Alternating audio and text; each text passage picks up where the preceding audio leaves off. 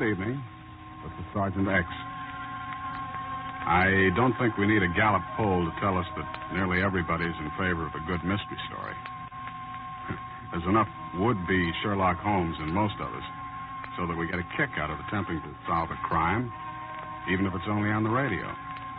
So get out those magnifying glasses and meerschaum pipes for tonight's adventure in the Mystery Playhouse.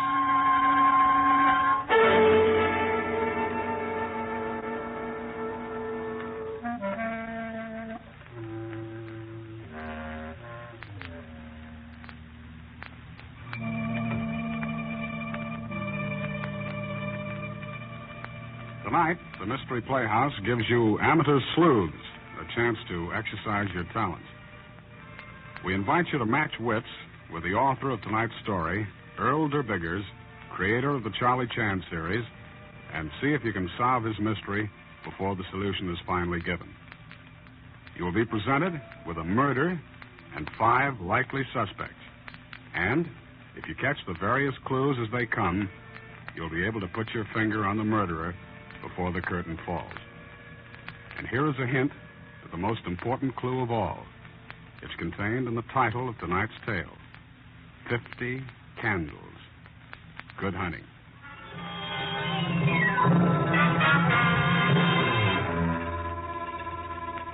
My name is George Winthrop. I'll never forget that horrible night I stood alone in the library of my former employer, Henry Drew. It was a stern and foreboding room. The heavy yellow fog from the fields of marsh grass seemed to be pressing close against the window panes. I'd been invited to Henry Drew's birthday party. Inside the big house, it was oppressively quiet. And then suddenly... I ran the door of the dining room. The table was set with gleaming silver and white linen. In the center stood a cake with 50 pink candles. I took a few steps across the room and stopped, horrified. There was a body on the floor.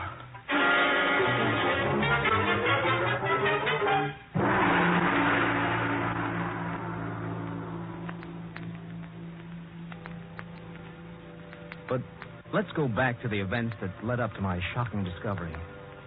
4 years ago, Henry Drew, the San Francisco millionaire, had hired me to take charge of a copper mine in China.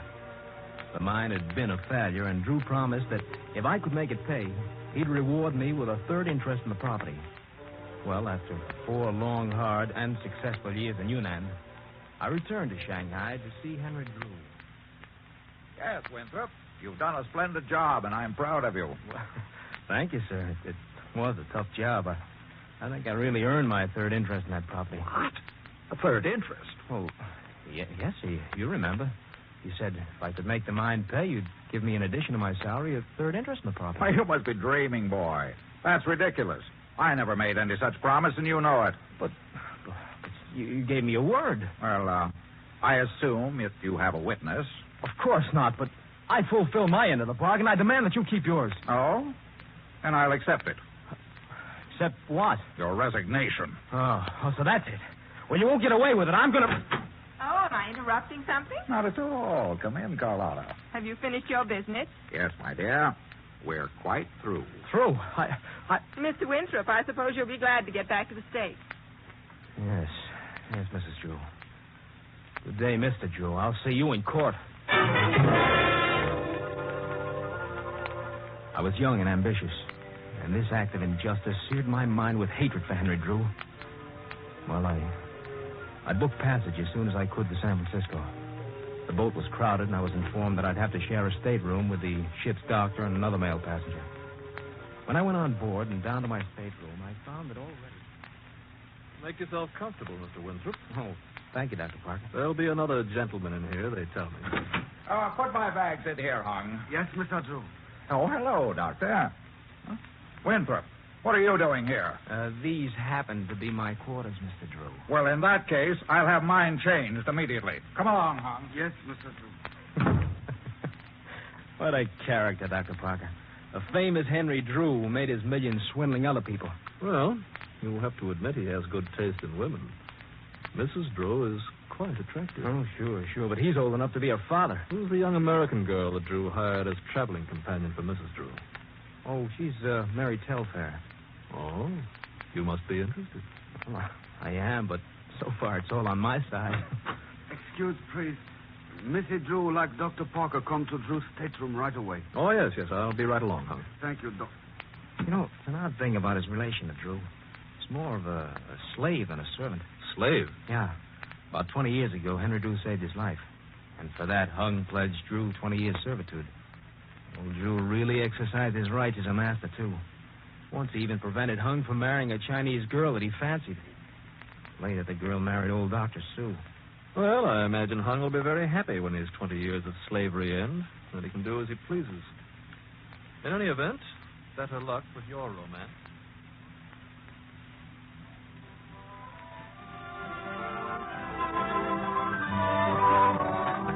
Yes, Mary, it's really been very funny. Old man Drew couldn't get another stateroom, see, so he's had to make the best of an uncomfortable situation, bunking with me. I can imagine. But he's really been very nice to me. Well, it wouldn't be nice to you. George, look down there on deck. Oh, yeah. Dr. Park and Mrs. Drew, huh? Yeah, they're going into Drew's stateroom. I wish I had her clothes. And her money. Yes, I think the good doctor has more than a professional interest in Mrs. Drew.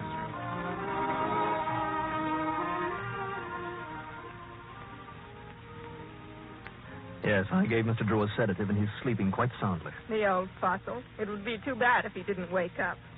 Couldn't you arrange matters, Doctor? No, Carlotta, that would be too obvious. I think we'll just have to be patient and let nature take her course. Uh-oh, here comes Hung. Excuse, please, Missy Drew. Mr. Drew asked me to tell you he would have dinner 8 o'clock. Very well, I'll be ready. Thank you. I told Mr. Drew. He knows more about Henry's personal affairs than I do. Well, what about Drew's son, Mark? Is he made up with his father? I remember they quarreled years ago. No, he's a lawyer, and he has no use for me. He thinks I married Henry for his money. And just between ourselves, Doctor, I think he was right.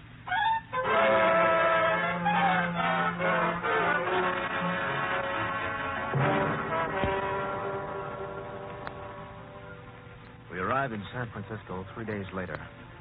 And then came the surprise. Old Henry Drew was giving a party at his home. It was to be a birthday party, he said. In spite of the bad blood between us, he insisted that I come. But the most important reason for accepting the invitation was, well, the thought of seeing Mary again. Hung Ching Chung called for me later, and we drove to the Drew mansion on Nob Hill. The fog was thick, hung like a blanket. Oh, I'm delighted to see you, Winthrop. Take that chair for the fire. Thank you. I've been thinking over our little business discussion. Please, Mr. Drew, let's not spoil your party with business. My lawyer will call on you tomorrow. All right, boy. Evening, gentlemen. Oh, hello, Mary. You look beautiful. Pretty as a picture, Mary. Well, thank you, kind sir. Excuse it, please, Mr. Drew. Yes, well, what is it, Hung? With your permission, I will go to my room. All right, Hung. But be back in time to serve dinner. Yes, Mr. Drew. Thank you. I don't imagine you two will object to being left alone for a moment. I want to have a look at the table. I want to be sure all 50 candles are on the cake. Excuse me. I wonder whose birthday we're celebrating. Search me. He said 50 candles. That lets him out. He must be well over 60. Yes. His son Mark is coming, but he's a young man well under 50. Well, perhaps it's for Drew's partner, Dr. Su Yen Hun. Oh, dear. Now, what does she want? I'll be right back. It was then it happened. When everyone was upstairs but myself, I was standing alone in the Drew library. It was oppressively quiet. Suddenly I heard... I ran to the door of the dining room. French window stood open to the fog. I took a few steps across the room. The table was set with gleaming silver and white linen. In the center stood a cake with 50 pink candles. Another step, and I stopped, horrified. Henry Drew was on the floor with a knife in his chest. Mr. Drew! Mr. Drew! There's the candles. Mr. Drew! Oh, my God. He's dead.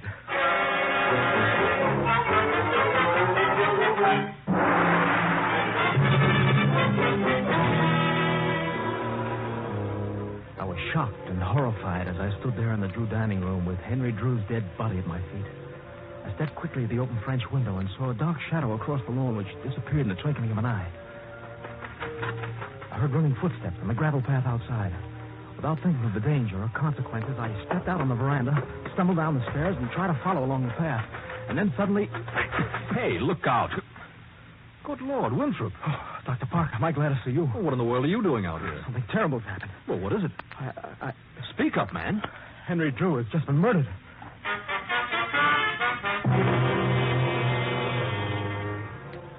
We returned to the Drew house, and I met Mark Drew, Henry Drew's son, for the first time. A good-looking, brisk young man of 35. He had been detained and arrived at the party just a few minutes before I found his father dead. A few minutes later, Detective Sergeant Barnes arrived. He was a cool, quick little man and all business from the word go. After a brief investigation in the house and outside, he ordered us to the library. All right. Quiet, everybody. I have here the place cards of the guests for this birthday party. Mr. and Mrs. Drew, Miss Telfair, Mr. Winthrop, Dr. Parker, Mark Drew, and Dr. Soo-Yun Hun. Oh, Mr. Drew. Oh, yes, sir. Dr. Soo-Yun Hun lives a few doors down the block, doesn't he? Yes, he does. He's the only guest who hasn't arrived. I wonder if you'd mind sending one of the servants to his house and ask him to come over here. Of course, Sergeant. I'll be glad. Now, we'll start with you, Mr. Winthrop. What happened? Well, I was standing in here alone when suddenly I heard somebody cry out. I ran into the dining room and saw Mr. Drew on the floor. He was dead. Did you see a knife or any other weapon? I didn't look for him. I heard footsteps outside on the path, and I went through the open French window and tried to follow him. Then I got lost in the fog and bumped into Dr. Parker. We came in, and that's about all. What's your position here? A friend of Henry Drew? Decidedly not. I was a former employee. Decidedly not. What do you mean by that? Sergeant, may I speak? Why, yes, Mrs. Drew. Mr. Winthrop was employed by my husband in the Yunnan mine in China. Mr. Winthrop claimed that my husband had promised to reward him with a third interest in the mine he managed. Well, that's true. He did. He claimed he'd been treated unfairly and quarreled violently with my husband, who dismissed him. Well, that's not true. I resigned. But you admit there had been bad blood between you and Drew. Well, yes, I do. Mrs. Drew, what were you doing at 7:30? I was in my room. Miss Telfair was helping me to dress when we heard the cry. What then? Miss Telfair started out of my room. I tried to leave, but you held me back. Naturally, I was frightened. Dr. Sue should be here shortly, Sergeant. Good. Where were you, Mark, when your father was murdered? I was on my way here in a cab. Well, I'll check that later with the driver. But for the time being, I'll assume that clears you. Well, you certainly don't suspect me. I suspect everyone until he's proven innocent. Who's that? Oh, that's Hung Chin Chung, my father's servant. I see. Come here. Yes, Mr. Officer. Oh, Sergeant, I'd like to put in a word for Hung. You see, he's been in my father's service for 20 years. I'm sure he's the sincerest mourner here tonight. It is good to have such honor in the eyes of my master's son. Tell me, Hung, where were you at 7:30? In my room on the fourth floor. My master gave me permission to go there. Mr. Winthrop, hear that? Yes, that's right. Did you hear the cry? No. When I came downstairs, I found my master was dead. All right, Hung. Suppose you go out and fix us some coffee. Yes. Now, Miss Telfair. Yes. What about you? When I heard Mr. Drew scream, I ran downstairs. I looked in the dining room Yes? and saw Mr. Drew. Yes, go on. I screamed and ran from the room. Did you see a weapon of any sort? A knife? I scarcely looked. I was frightened. Then Mrs. Drew rushed in, and when she saw the body, she almost fainted. I went upstairs and got some smelling salts. Came down here. When you took the time to get the smelling salts for Mrs. Drew, you went to your own room first, didn't you? Yes. You wanted to hide something you'd picked up from the side of the dead man in the dining room. Well... Under your mattress was a pretty obvious place to hide this jade-handled Yes. Chinese knife. Yes, but... No, I know it was the worst thing I could have done, but I was so excited I didn't think. Mary, you did that for me. Oh, you're wonderful. Then this is your knife, Mr. Winthrop. Yes, that's my knife. How do you account for the fact that it was found beside the body? Well, it was stolen from me, of course. Of course. Well, it must have been taken from my luggage in the stateroom on the boat. There were just 3 men who had access to that luggage. One was a dead man, the second was Hung Chin. And the third? Dr. Parker. Nonsense. What motive would I have? Motive enough. A secret love affair with my father's wife that's been going on for more than a year. Lust for money and a well-known lack of scruples, my dear doctor. I tell you, I didn't steal Winthrop's knife. Why not? A man who would steal another man's wife would hardly stop at the theft of a dagger. Never mind, Mark. I'll take that. Hello. No, this is Detective Sergeant Barnes. What? When? Yes. Yes, I see. Well, very well. Just don't touch a thing until the police arrive. Oh, what is it, Sergeant? Is something wrong? Plenty. That was the servant you sent for Dr. Su Yan Hun. Well, is the doctor coming? I'm afraid not. Dr. Su Yan Hun has been stabbed to death.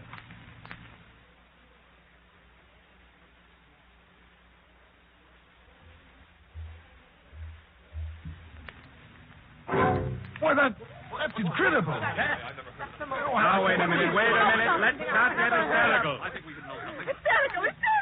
Two murders and the second one right under your very nose. I demand that you do something. No one is safe. Please, Mrs. Drew. Sergeant, I demand that you release all of us. Since we were with you, we obviously could not have Cut committed... it up, Parker. You weren't with me when Drew was killed. Are you implying... I'm implying nothing. For the last time, may I point out that everyone in this house is under suspicion until this murder is solved. Everyone? But I was upstairs and my husband was stabbed. And so was Miss Telfair and Hung Chin. So what? Any one of the three of you could have gone down the back steps, out the back door, through the garden, entered the French doors, killed Henry Drew, and then returned the same way without being seen. One moment, Sergeant. May I say a word?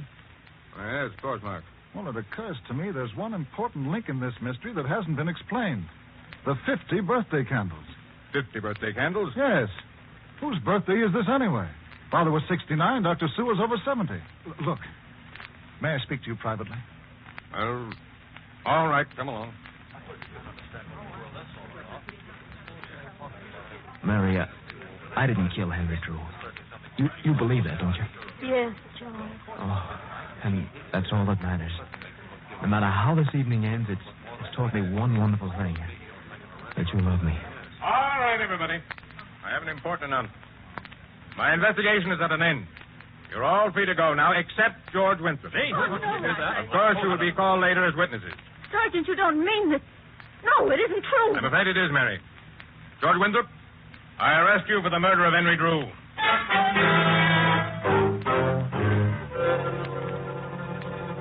I dropped into a chair beside Mary, too shocked and stunned to speak. And then strange things began to happen. All the guests left except Mary and myself. Sergeant and Mark Drew went into the next room and appeared to be consulting together. When they came out, Sergeant Barnes warned us to be quiet and turned out the lights. He stamped around the hall and opened and closed the doors. Then everything was quiet. The four of us, Mark, Mary, the sergeant, and I, sat there in the darkness. Minutes passed like hours. What did Sergeant Barnes have in mind? It was so quiet I could hear the clock ticking.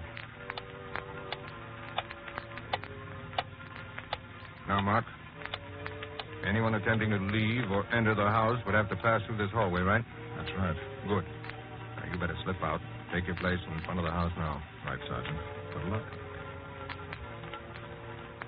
Sergeant, I tell you, Be quiet, you fool. You ruin everything. Sergeant, are you...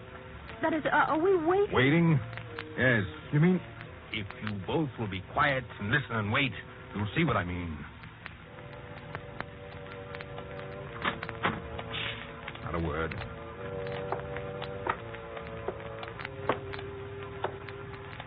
George, he has something in his hand. Oh, no, you don't? Well, that takes care of that. what happened? Who is it? The murderer. Who else? You said that George... No, not George. Turn on the light, Mary, and you'll see. The light, yes. Never mind, I have it. Good Lord. It's Hung Ching Chung. Oh. Look, he's coming too. You were right, Sergeant. Oh, Mark. I caught Molle, the Chinese girl, outside in the car. Your men are holding her. A Chinese girl. Who's Molle? Molly is the wife of Dr. Su Yan Hun. She killed Dr. Sue? No. Hung committed both murders. But the two of them planned to run away together. That's why Hung had the suitcase with him. Well, then you mean you don't think that... No. Sorry to give you such a bad time of it, George. But we had to in order to trap the real murderer. Well, You see, everyone thought Hung was in his room when Henry Drew was killed. But it was very simple for him to go down the back stairs, go over to Dr. Sue's, murder him, come back here and murder Henry Drew, and then return to his room again. The killings were simplified because both men trusted Hung and probably had no warning. Of course, It was the clue about the 50 candles. Conscious now. Help him up, George. Right. Come on. All right, Hung. What have you got to say for yourself? Let me speak to him, Sergeant. I'm sorry, Hung. I always thought you were loyal to my father. Long ago, he saved your life in Honolulu.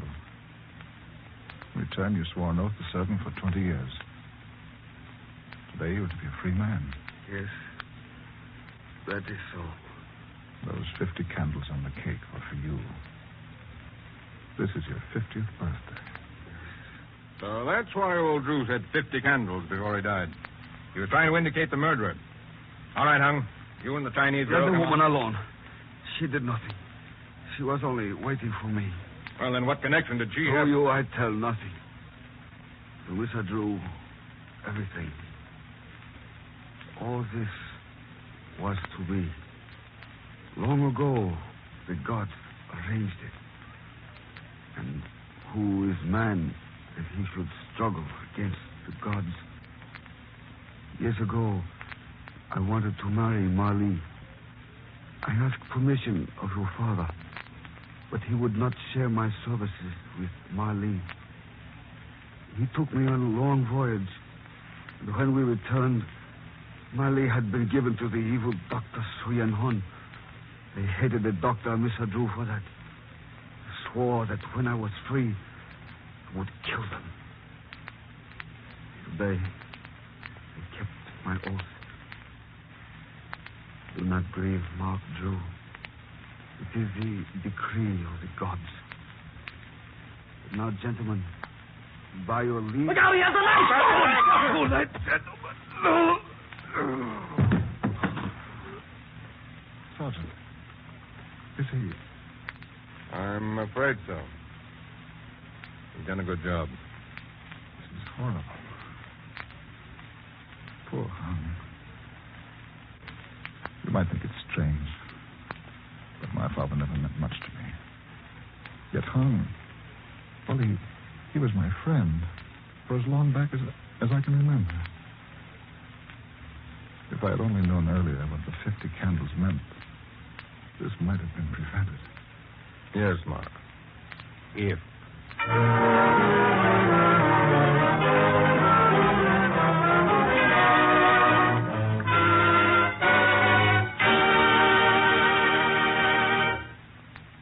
Well, that's the curtain on tonight's mystery, 50 Candles.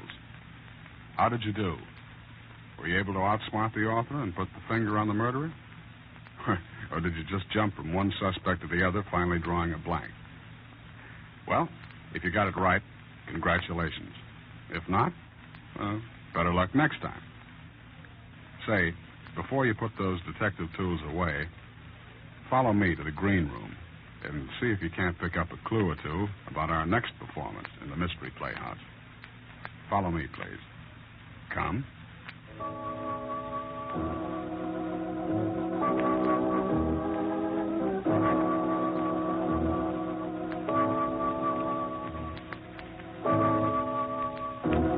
I'm alone now. The last of the funeral guests have gone, and I am alone in my study. There's been a queer sense of freedom in the house since the coffin was carried away. The coffin that now lies hidden in its solitary grave beneath the brown earth. Claire is dead. She was my wife, and yet I feel no sorrow. Little wonder. It was I who murdered her. Yes, I murdered her, but it was done too cleverly for anyone to suspect me. The power of mind over matter. Now that I look back on it, I marvel. Less than a month ago, she was strong and healthy. Then I began working on her ignorant fears, convincing her that she wasn't well. I could almost see the seeds taking root. Her appetite left her, and she began to complain of stomach pains. She took to bed. The doctor, stupid fool, could find nothing wrong, but it was clear he was worried. I waited patiently, letting her tortured mind ravish her body. And then one evening, I walked into her bedroom. There was a cup of broth on her night table. In the half-darkness, I dropped the white powder into the broth. 5 grains of arsenic. An hour later, she was dead.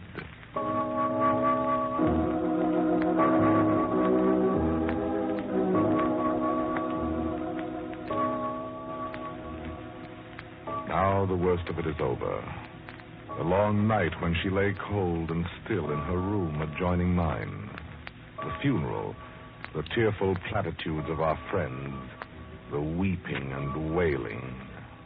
Over, done and gone with. The money is mine to do with as I please. No longer will it be doled out to me at her whim and pleasure. All mine. I shall close the house. No one will question that the memories of familiar things are too keen to bear. But first I must discharge the cook and the housemaid. Immediately. Come in. You wanted to see me, Mr. Goddard? Oh, yes, Hannah. Come in and close the door, please. Yes, sir. What's that you're carrying? It's a picture of the madam. I found it in the attic, and I polished the silver frame. I thought you'd like to have it, sir, to remind you. Oh, yes, of course. Thank you, Hannah. It's a very good likeness. That is, until she was taken ill. I never saw anyone change so fast. It's the nature of her disease, Hannah. Somehow I can't believe she's gone. Every now and then I have a queer feeling that she's still here.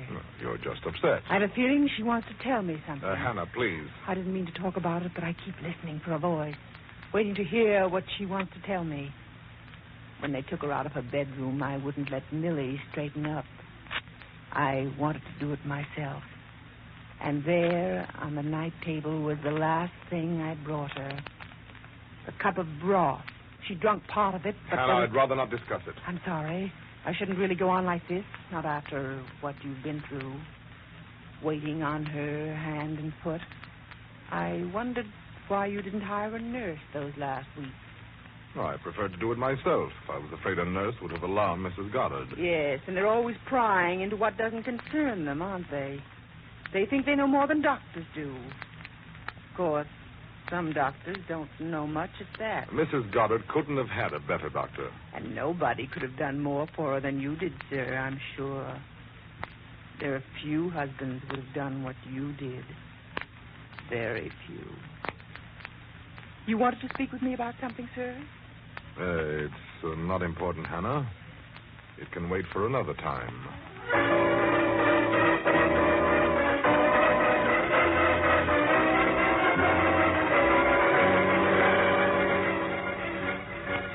For long minutes after the door had closed behind her, I could feel my heart pounding madly.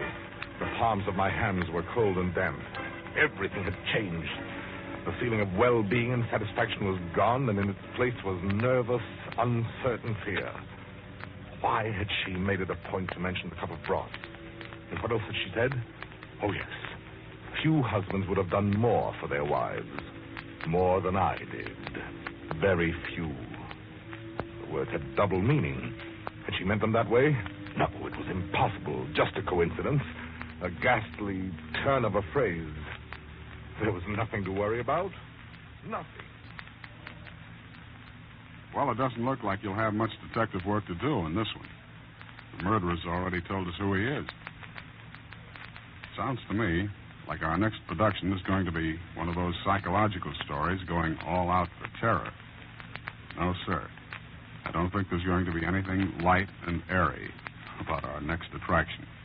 So, if you like them grim and frightening, be right back in your seats when we raise the curtain on The Web. This is Sergeant X, closing the doors of the Mystery Playhouse. Good night.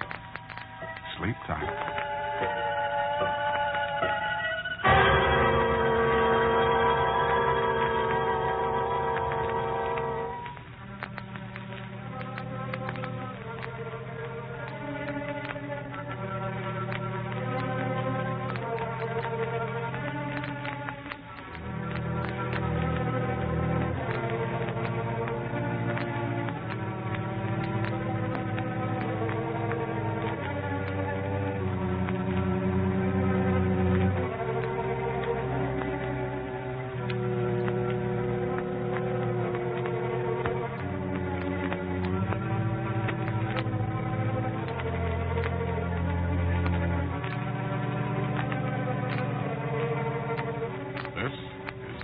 Forces Radio